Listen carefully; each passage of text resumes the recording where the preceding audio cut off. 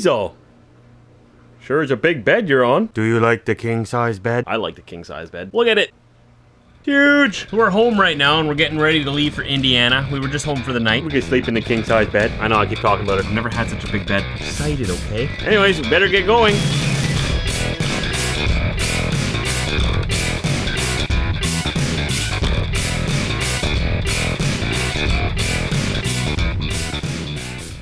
Alright, house is looking clean again. Smelling clean anyways, I don't know. Wanted to give a special shout out to Justin from Oil City, Pennsylvania. I got your letter that you sent me. Thank you very much for sending it to me. It made my day. I don't have time to respond to it right now because I have to take off to Indiana right now. But I'm responding right here on the video for you. Big shout out to you there in Pennsylvania. Thanks for your letter. And if all of you are wondering where he got the address from, it's down below in the description. There's a little mailing address where you can send stuff if you want to. It makes my day when I get stuff. It's a little better than you know, like a Facebook message or something. It's actually something tangible. Just don't be offended if I don't have time to write back. I usually just drop it at home and then get everything done at home and take off on another trip, but I always enjoy reading them. We also got something else in the mail today that I wanted to show you. One second, I put it on the fridge already. We're going to be handing out these business cards. On there, it's a picture of a truck. And it says Trucker Josh with my web address on there. So just Google Trucker Josh and subscribe. It's free. It says, I'm a simple man from Manitoba, Canada. I document and video blog or vlog about my life and situations I find myself in on a daily basis. Find me online, subscribe to the channel, and follow me along with thousands of others day by day on my journey, traveling across all North America with my dog Diesel. And on the back is our logo. And just Google Trucker Josh and subscribe again. So what you're gonna might be seeing is I'm gonna be sneakily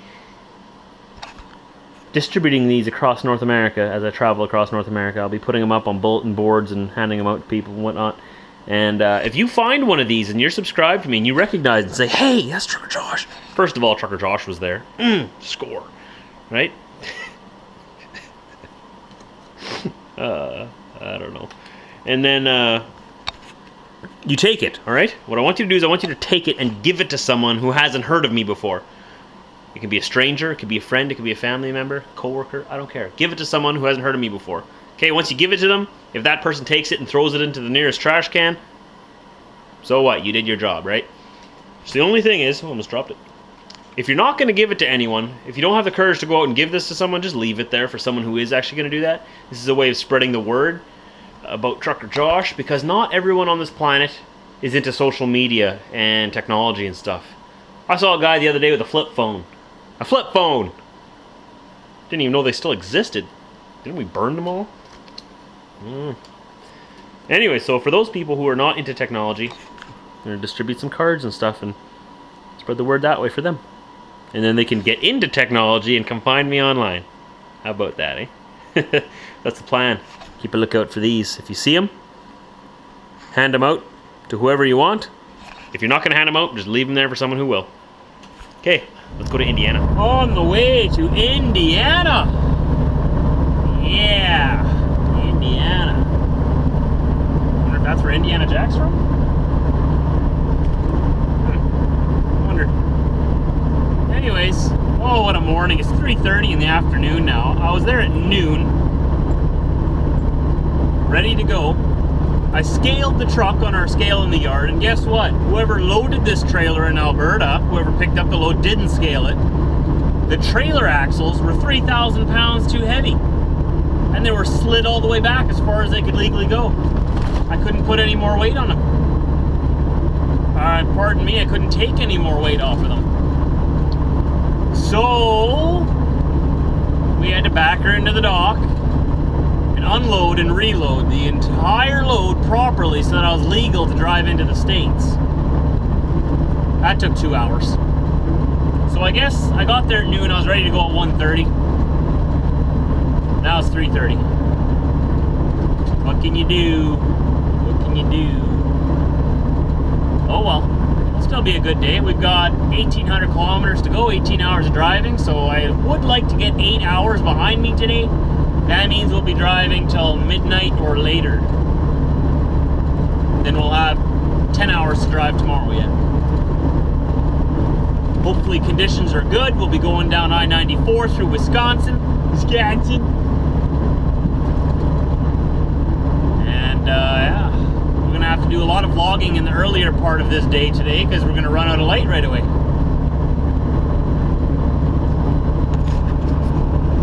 We're getting very close to the border again. Exciting time of the day.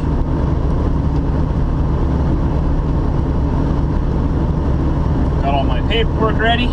I'm ready. Diesel's ready. I got Diesel's vet papers with me. A lot of people ask, hey, what do you need to cross the border with a pet? You need to have proof that they've been vaccinated for rabies and that they're all up to date on their shots. For that, usually the puppy needs to be at least 4 months old to get his actual rabies shot.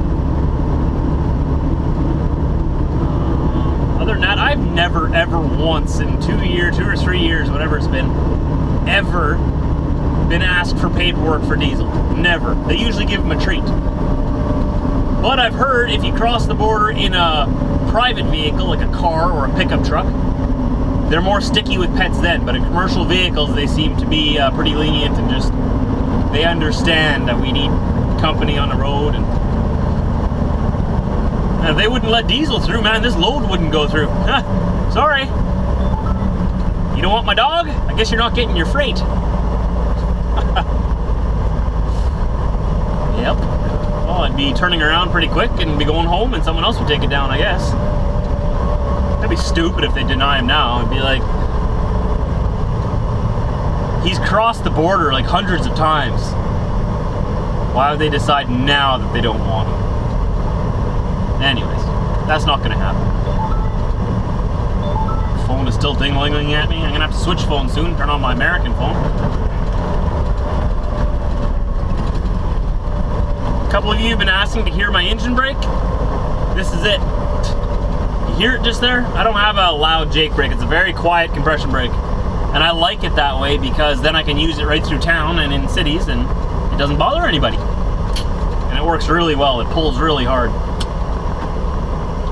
Alright, so we are 1, 2, 3, number 4 in line. Diesel, we're number 4. Better than number 5. Oh, we got the A-OK again. No treat for Diesel today, though.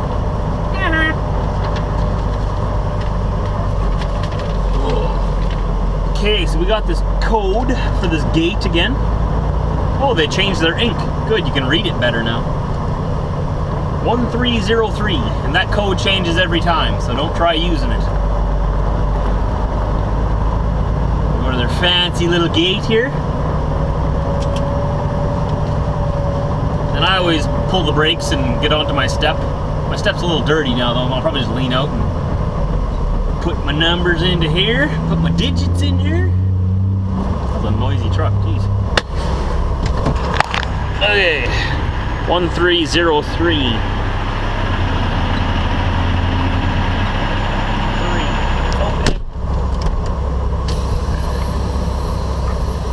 We have gained entry.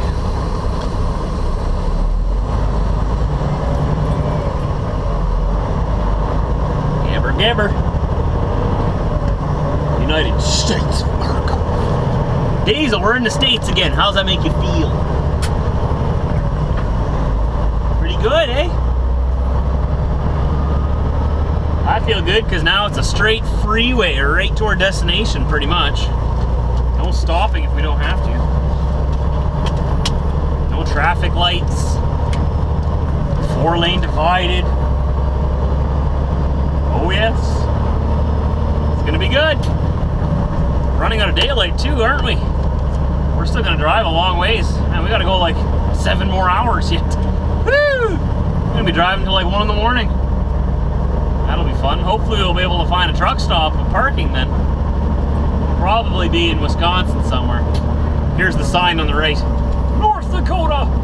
Welcome to the Valley region. Well, thank you. Thank you very much. Thank you. Doesn't look like there's any valleys around here, but whatever.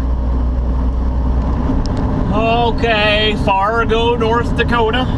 We were supposed to turn left right there over the overpass down to I-94, but quickly sneak into Walmart. It's 24 hours here, and stock up on a few groceries. And get a coffee from Flying J or something.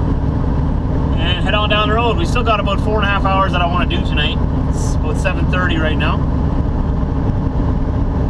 So we'll see how far we get, but we need food. And this is the best Walmart that I know of. It's huge. It's like a castle. Love it. There's Flying J off to the right. That green and red LED light you see there, that's the fuel prices. Wow. Regular gasoline is $2.99 a gallon down here. Wow. 3 hours north in Canada, it's like $5 a gallon. I don't understand. Okay, so we're just pulling out of Walmart here. I know one of these days I gotta make a Walmart video of me actually going through Walmart, right? One of these days. But you're probably wondering, well, what do I buy at Walmart? Well, eating on the road is expensive. Mandy's gonna start yelling at me. 600 meters, then turn right on 52nd Avenue South. Whatever. Okay. You want to eat as cheap as you can on the road because it's very expensive to eat out at restaurants, okay? Avoid restaurants all you can. When I go to a restaurant, it's like a treat. Maybe once per pay period or something. When I go to Walmart, I get bread, I get sandwich meat, I get mayonnaise or Miracle Whip. Miracle Whip! And cheese slices. To make sandwiches. I eat a lot of sandwiches on the road. I find they're the cheapest meal. Then I buy a few ready-made dinners that I can make in the microwave for emergencies, like maybe 3 of them. That lasts me 2 weeks. Just those 3. Like, I don't eat those dinners every day. I used to, but man, do they make you gain weight fast. So I don't do that anymore, but every now and then I just crave them, so I have 3 of them along with me. I buy yogurt because I eat yogurt every day in the morning. That's usually my breakfast. Turn right on 52nd Avenue South. That's what I'm doing, then Mandy. take ramp ahead. Trying to make sure this 4-wheeler doesn't cut in between me and the curb here. 1 second. Gotta do something. Alright. In 600 meters, take ramp on right to I-29 North. 4-wheeler behind me didn't realize that trucks make wide turns and he was trying to cut in between me and the curb. It's making me nervous. Anyway. Well, where was I? What was I saying? Eating cheap sandwiches, yogurt I eat in the morning. And then I get a few snacks for myself.